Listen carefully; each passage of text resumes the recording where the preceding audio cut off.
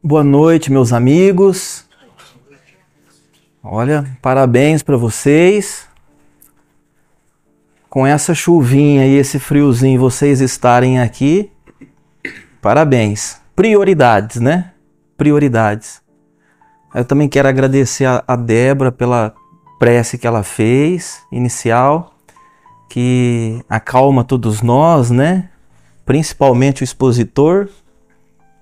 Uma prece muito gostosa, uma calmaria, né, para os nossos corações. Gratidão é o sentimento que nos envolve por mais essa oportunidade de estarmos aqui juntos, reunidos em pensamentos, corações, para estudarmos, aprendermos, para praticarmos a moral do Cristo Jesus, a ótica da doutrina espírita, aqui nesta casa querida que nos abraça sempre, o Centro Espírita Tio Zeca. Então, para a gente é sempre uma alegria estar aqui na condição de aluno, né? Todos nós aprendendo juntos com o nosso grande professor, o codificador da doutrina espírita, nosso querido Allan Kardec. Quero recordar algumas afirmativas do professor Allan Kardec quando ele nos diz, no Evangelho segundo o Espiritismo, que a doutrina espírita não cria nenhuma moral nova, apenas facilita a compreensão e a prática da moral do Cristo, facultando a todos nós uma fé esclarecida e inabalável para aqueles que assim desejam. Aqueles que duvidam, vacilam e perseguem. E ele diz mais que fé inabalável é somente aquela que pode encarar a razão face a face em qualquer época da humanidade. E mais uma vez a doutrina espírita nos oferece esse caminho, quando assim nós desejamos, através dos estudos aprofundados, sistematizados e contínuos. E Kardec vai dizer que o verdadeiro espírita cristão é aquele que é conhecido, é visto pela sua transformação moral. O verdadeiro espírita cristão é aquele que luta com as suas más inclinações, entre aspas, à luz do dia, à vista de todos. Este é o verdadeiro espírita cristão, porque todos nós somos imperfeitos, todos nós temos más inclinações ainda, mas o verdadeiro cristão, o verdadeiro espírita, é aquele que entra em guerra com essas más tendências. Dito isto, nós vamos dar continuidade no nosso estudo das obras O Livro dos Espíritos e também do Evangelho segundo o Espiritismo. Esta obra extraordinária que, sem dúvida, é o maior código de amor e de moral que a humanidade já recebeu até hoje. Nós vamos iniciar pelo Livro dos Espíritos, que é a obra basilar, né? É a base da doutrina espírita, o Livro dos Espíritos, publicado por Allan Kardec em 1857, há quase 200 anos atrás. E nós estamos estudando a segunda parte de 4 partes que a obra é dividida inicialmente, né? A segunda parte, Mundo Espiritual ou dos Espíritos. E nós estamos no primeiro capítulo, capítulo 1, Espíritos. E nós estamos estudando uma série de questões que abordam o tema progressão dos espíritos. Questões que nos esclarece, nos explica, pela voz dos espíritos superiores, sobre o progresso, sobre a evolução do espírito imortal, nós. E a questão de hoje, a questão de ordem, é a pergunta 126. Então nós vamos ler a pergunta que Kardec sabiamente elaborou para que os espíritos superiores respondessem. Então a pergunta que Kardec fez: os espíritos que chegaram ao grau supremo, ao grau máximo de perfeição, depois de terem passado pelo mal, de terem seguido o caminho do mal, aos olhos de Deus, têm menos mérito do que os outros, daqueles outros espíritos que chegaram à sua perfeição suprema, à sua pureza, mas que não optaram pelo caminho do mal, e sim pelo caminho do bem?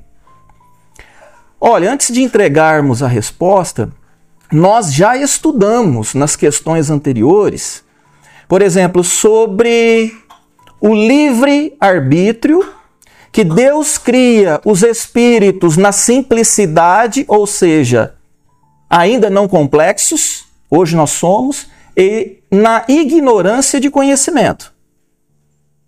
Somos criados simples e ignorantes, com as nossas faculdades em estado latente, com sementinhas, que ao longo da evolução vão germinando, vão crescendo.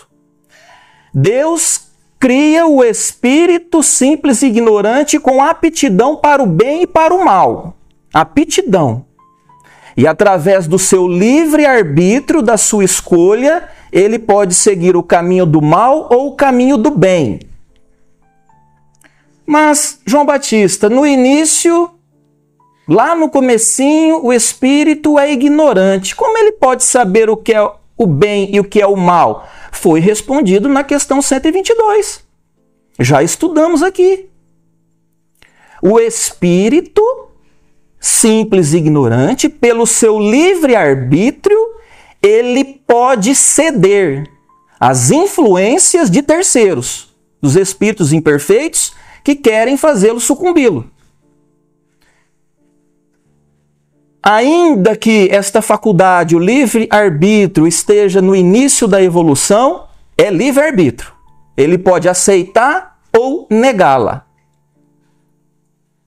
Então, não tem ignorância, não tem desculpa. Lei de causa e efeito.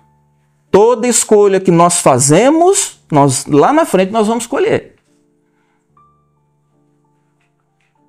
Então, esse é um ponto. E o outro ponto, como Kardec coloca na pergunta, o espírito é criado simples e ignorante e Deus determinou um grau máximo de evolução para o espírito, que nós já estudamos também no Livro dos Espíritos, a escala espírita. Quem são esses espíritos que chegaram à suprema perfeição? Terceira ordem de grupo de espíritos imperfeitos. Segunda ordem, espíritos bons. Primeira ordem, espíritos puros, espíritos perfeitos. Então, voltando à nossa pergunta. A pergunta é simples de Kardec. Kardec quer saber, aos olhos de Deus, todos esses espíritos que já são puros, já percorreram a evolução, chegaram à perfeição suprema, são espíritos puros. Então, lá nesse grupo de espíritos puros, perfeitos, tem aqueles espíritos que, mesmo sendo imperfeitos, seguiram sempre o caminho do bem. E lá também nós temos os espíritos que já são puros, perfeitos, mas que em algum momento da sua trajetória evolutiva saíram do caminho do bem, escolheram o caminho do mal. Aos olhos de Deus, esses últimos têm menos merecimento, menos valor moral? Reflexão. Você é pai, você é mãe, né? A maioria de nós aqui somos adultos, e você tem 2 filhos, 2 homens, para facilitar aqui a nossa analogia. Você tem 2 filhos homens. Você sempre os amou, sempre, independente de qualquer coisa. Sempre proveu, sempre zelou, sempre os amou. Os 2. Da mesma maneira, da mesma forma. O filho mais velho, desde criança, tinha um comportamento tranquilo, obediente a você pai, a você mãe. Se relacionava bem com os amiguinhos, respeitava os professores na escola. Uma criança, um jovem com comportamentos, vamos dizer assim, corretos, adequados. Agora, o filho mais novo, mesmo tendo recebido a mesma educação do mais velho, porque o espírito não procede do espírito, apenas o corpo, este filho mais novo é o contrário, é o oposto do filho mais velho. Seu filho. Então, desde criança, já uma criatura revoltada, desobediente a você, responde para você, mas você amando. Briga com os coleguinhas na rua, na escola, não respeita os professores, tira péssimas notas. É um problema esse filho teu mais novo. Mas o tempo passa. Você pai, você mãe, já com anos avançados, você decide dividir os seus bens materiais, a sua herança, com os seus 2 filhos. Mas agora, o tempo passou, os 2 filhos, o mais velho, o mais novo, já são homens formados, homens maduros, constituíram família. O filho mais novo, que na infância, na juventude, era rebelde, ele mudou. Ele deixou de ser aquela criatura complicada. Ele mudou, consertou, decidiu seguir o caminho do bem. Então você é pai, você é a mãe e você tem os 2 filhos. Os 2 filhos com comportamentos adequados, respeitosos. O filho mais novo já carinhoso com você, pai, você mãe. Não tem mais problema esse filho novo. Aí a pergunta que eu faço para vocês, quero que vocês respondam em pensamento. Na hora de dividir os bens entre os 2, você dividiria em partes iguais, metade para cada um? Ou você iria privilegiar o filho mais velho, que sempre foi um filho correto, vamos dizer assim, e dar uma menor parte da sua herança, dos seus bens, para o filho mais novo, que hoje é um homem de bem, mas que na juventude cometeu alguns crimes? Então, a sua resposta nós não sabemos, mas a de Deus nós sabemos através do ensino dado pelos espíritos superiores.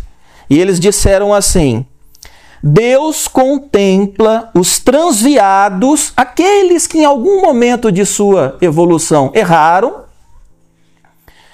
com o mesmo olhar, e os ama a todos com o mesmo coração. Então, Deus não faz diferença entre os seus filhos, independente de qualquer coisa. Ele nos ama. Ele nos ama. E segue os espíritos. Eles são chamados maus porque sucumbiram voluntariamente ou porque cederam às influências de terceiros. Sempre o livre-arbítrio.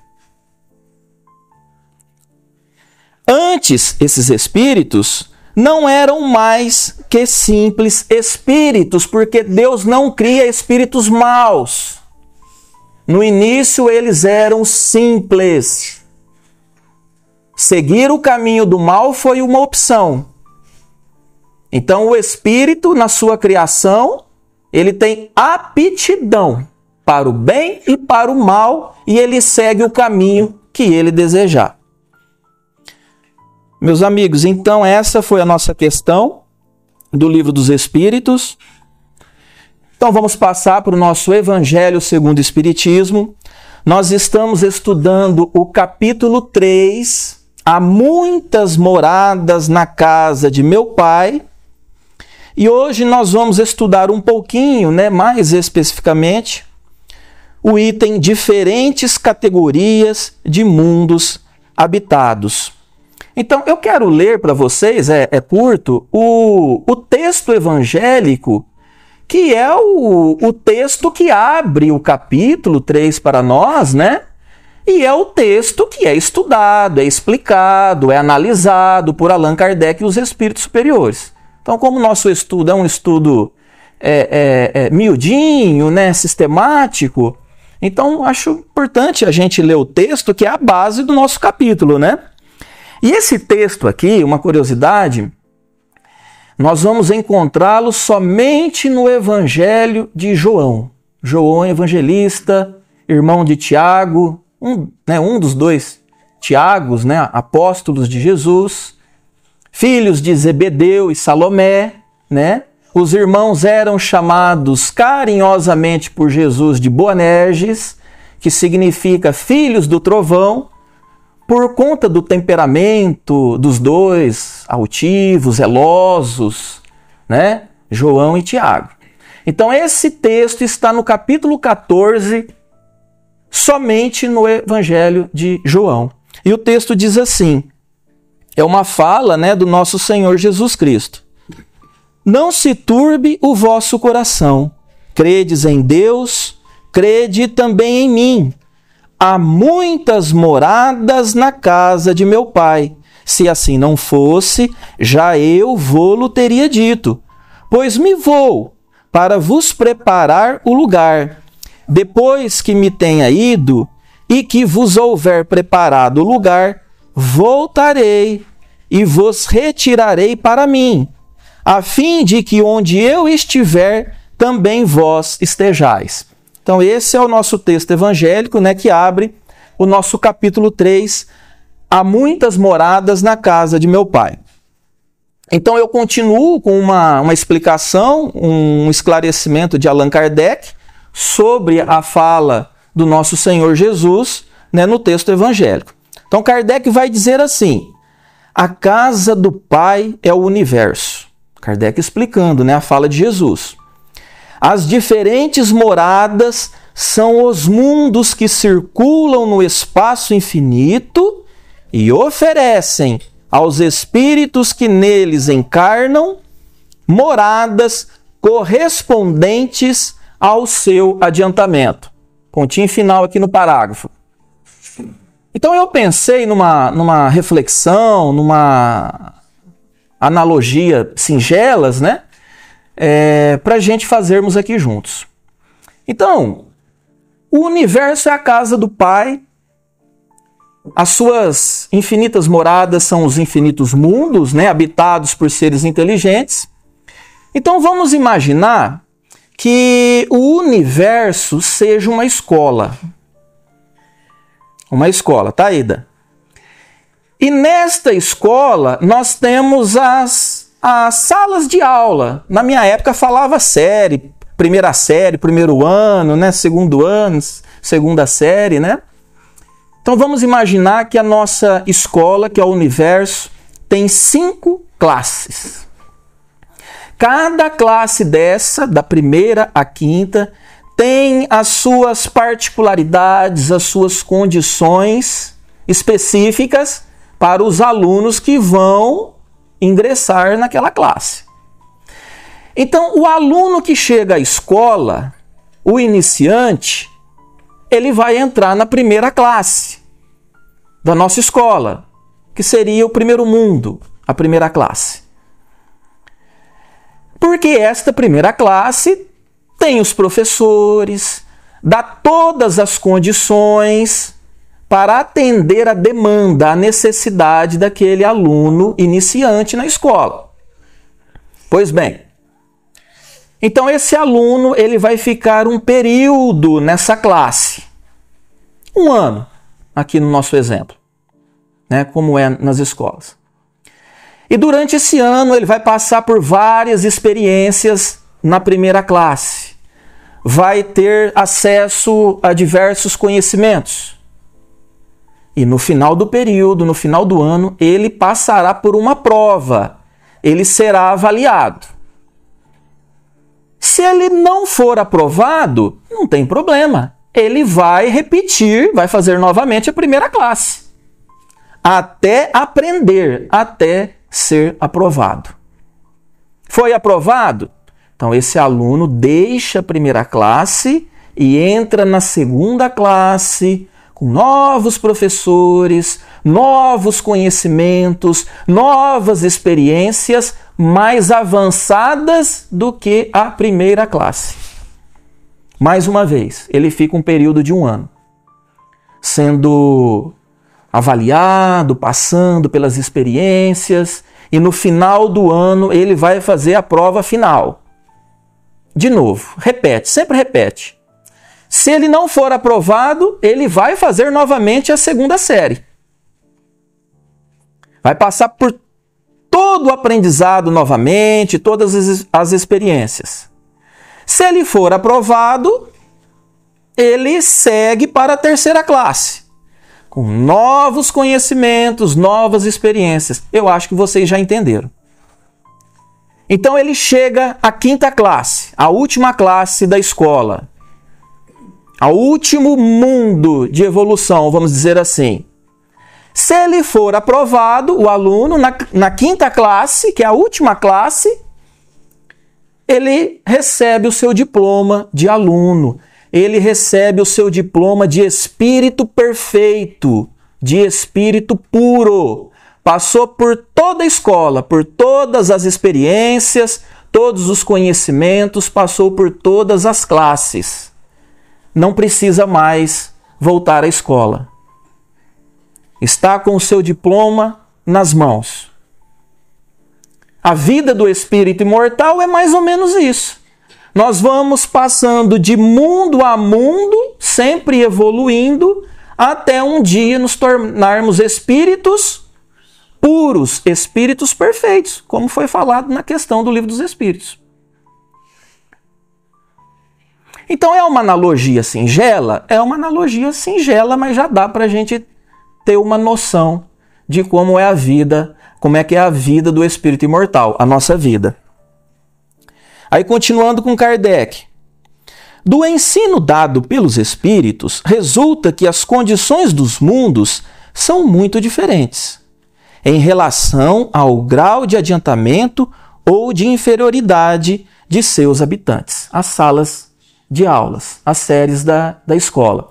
Então, os espíritos superiores vão dizer para nós que existem mundos em que os habitantes, por exemplo, são bem piores do que nós, por incrível que pareça. Tem mundos em que os habitantes são mais inferiores do que a humanidade terrestre. E também existem mundos os habitantes são muito mais superiores do que nós, humanidade terrestre, em todos os aspectos, físico, moralmente. Essa é a diversidade dos mundos, essa é a diversidade do grau de evolução das criaturas de Deus. E os espíritos, Allan Kardec nos trouxe uma classificação de mundos, que é o nosso tema, categorias dos mundos habitados, E eles classificaram em 5 categorias, 5 grupos, no sentido de evolução. Por isso que a nossa escola, no exemplo, foi de 5 classes. Então eu vou citar para vocês, para todos nós conhecermos, ou recordarmos, quais são esses grupos de mundos, né, classificados pelos espíritos superiores. É uma classificação absoluta? Os espíritos falam que não, mas é o que eles conseguiram passar para nós entendermos, né? Que a gente não consegue ainda entender muita coisa. Mas vamos lá então.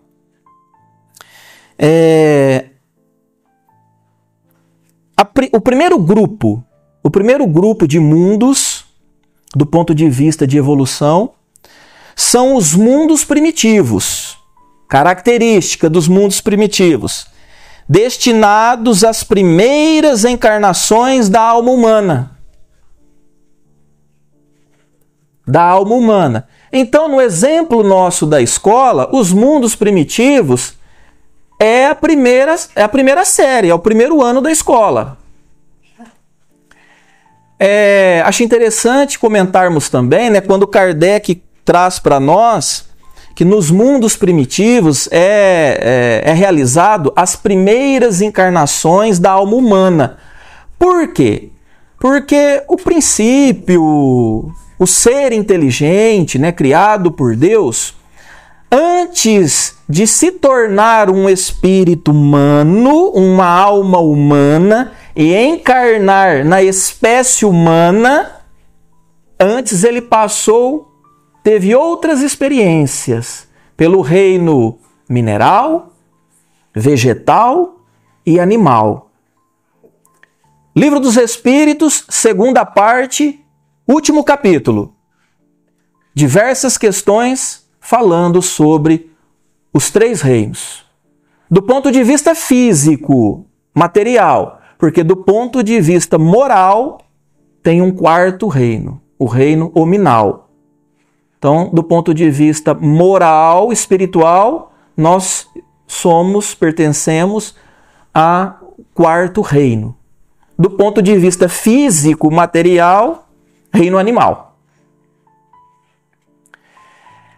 Então, esses seres, depois de encerrarem as suas experiências no reino animal, eles passam por uma espécie de aperfeiçoamento em mundos apropriados, num período aí de alguns milhões de anos, se preparando para as suas primeiras encarnações na espécie humana, o homem primitivo, aquele das cavernas, cuja a sua vida basicamente é dirigida pelos seus instintos, aquisição do reino animal, que nós temos até hoje, e que os espíritos vão nos falar que é uma espécie de inteligência não racional. Então nós temos o instinto, que é uma inteligência não racional, que os animais têm, e a inteligência racional.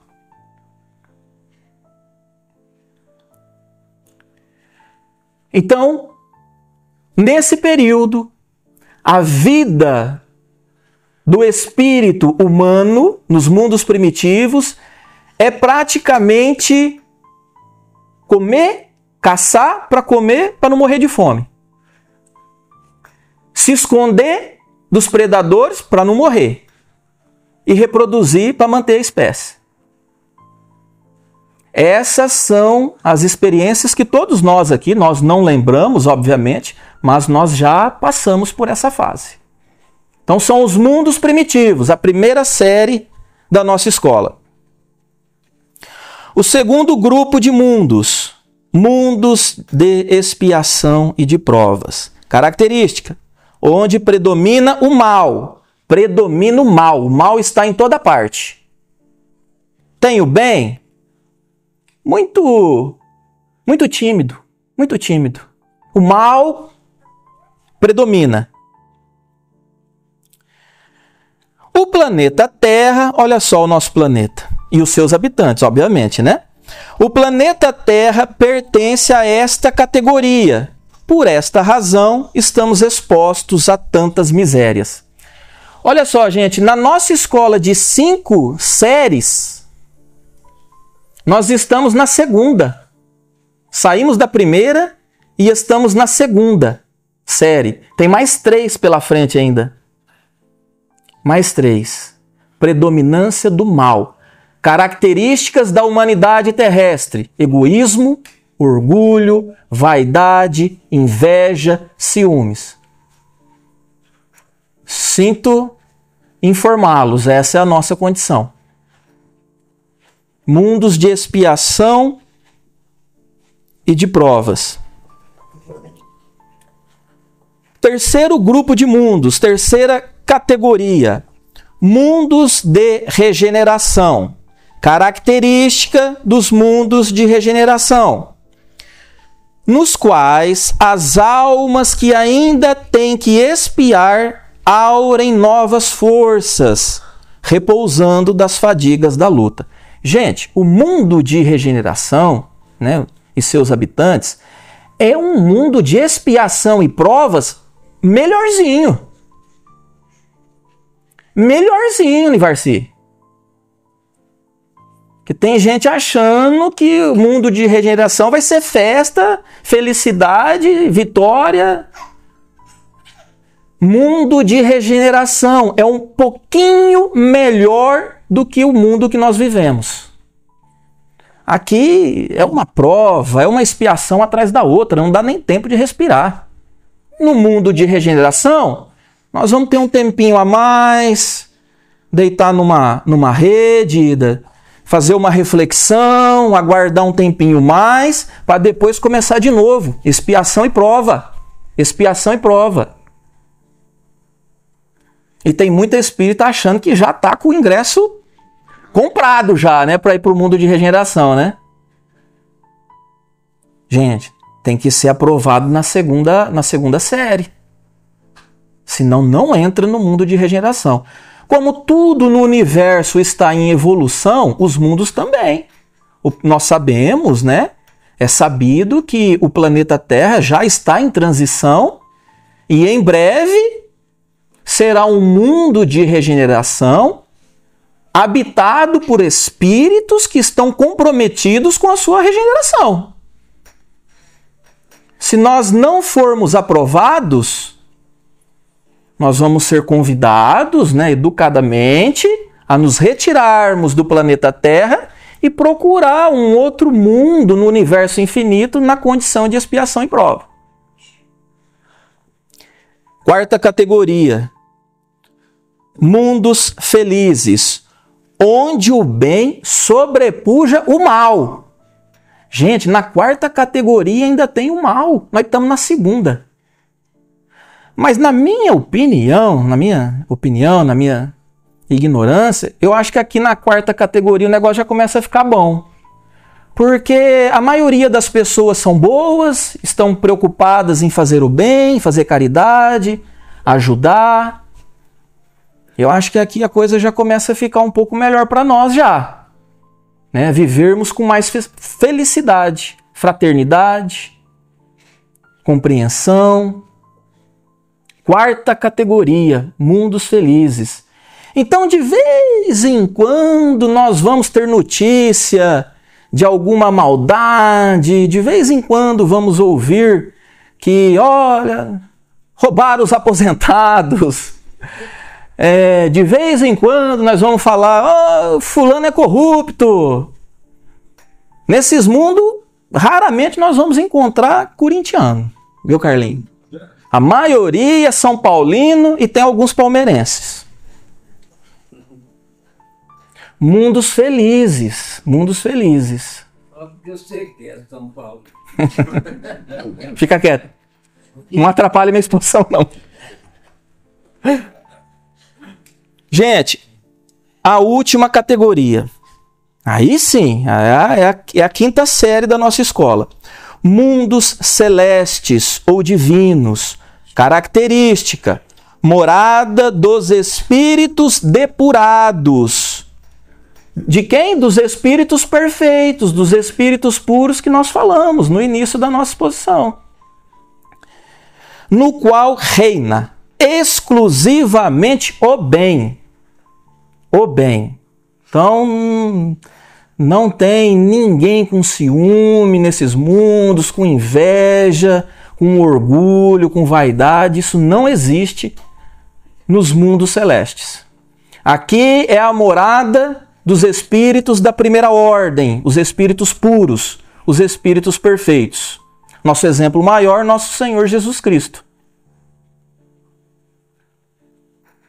Gente, vamos encerrar com uma reflexão? Vamos lá, vamos refletir. Vocês acham que o Espiritismo, né, que é a nossa religião, além do aspecto científico, né, a ciência espírita e a sua filosofia, também o Espiritismo tem o seu aspecto religioso, que aborda a moral do nosso Senhor Jesus Cristo. Vocês acham assim que o Espiritismo, a nossa doutrina, a nossa filosofia, os nossos princípios são iguais, por exemplo, dos nossos irmãos cristãos? Por exemplo, nossos irmãos católicos, com seus princípios, com seus dogmas, a sua doutrina, com os nossos irmãos protestantes, né, chamados evangélicos. Vocês acham mesmo que o Espiritismo, nós espíritas seguimos uma doutrina, uma religião que é igual à dos nossos irmãos cristãos? Vamos pensar. Será que é igual? Olha, o Espiritismo, bem estudado, bem compreendido e bem vivido, nós vamos entender que o Espiritismo, ele é uma religião cósmica. Ele é uma religião universal. Porque o Espiritismo, ele pode ser aplicado em qualquer lugar do universo infinito. O Espiritismo não é uma religião de dogmas, de ritos de uma cidade.